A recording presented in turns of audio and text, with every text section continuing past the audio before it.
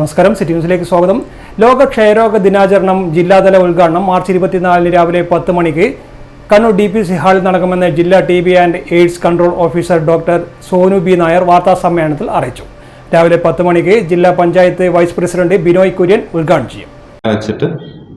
നമ്മൾ 2025 ആകുമ്പോൾ 80% കുറക്കും എന്നുള്ളതും 2030 ആകുമ്പോൾ 90% കുറക്കും എന്നുള്ളതും 2035 ആകുമ്പോൾ 95% കുറക്കും എന്നുള്ളതെന്ന് വെച്ച് കഴിഞ്ഞാൽ 2035 ആകുമ്പോഴാണ് നമ്മുടെ സീറോ TB എന്ന് പറയുന്ന സെറ്റ് ഇത് കൈവരിക്കാൻ ശ്രമിക്കുന്നത്.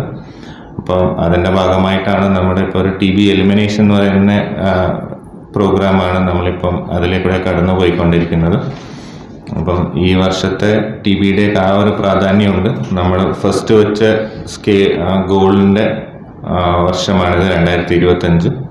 അപ്പോൾ ആ ഗോളിലേക്ക് എത്താൻ വേണ്ടിയിട്ടുള്ള ഒരു ഇത് നമ്മളിപ്പോൾ ഒരു ക്യാമ്പയിൻ ഡിസംബർ മുതൽ നമ്മുടെ ഇന്ത്യയിൽ സെലക്റ്റഡ് 347 ഡിസ്ട്രിക്ട്സിൽ ചെയ്തിട്ടുണ്ട്.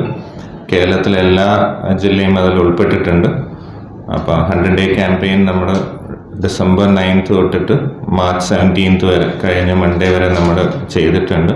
അതൊരു ഫോക്കസ്ഡ് ആയിട്ട് ഇൻറ്റൻസ് ക്യാമ്പയിനാണ് ചെയ്തത്. കണ്ണൂർ ASP KV വേണുഗോപാലൻ മുഖ്യ അതിഥിയാവും.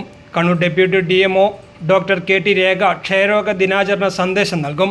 ഡോക്ടർ PK അനിൽകുമാർ ദിനാചരണ പ്രതിജ്ഞ ചൊല്ലിക്കൊടുക്കും. ക്ഷയരോഗമുക്ത പഞ്ചായത്തുകൾക്കുള്ള അവാർഡ് വിതരണം ചടങ്ങിൽ വിതരണം ചെയ്യും. T സുധീഷ്, SS ആർദ്ര, PV അക്ഷയ എന്നിവരും വാർത്താ സമ്മേളനത്തിൽ പങ്കെടുത്തു.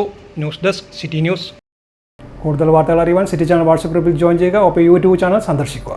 വാർത്തയുടെ അവസാനിക്കുന്നില്ല. മറ്റൊരു വാർത്തയുമായി വീണ്ടും കാണാം. നമസ്കാരം.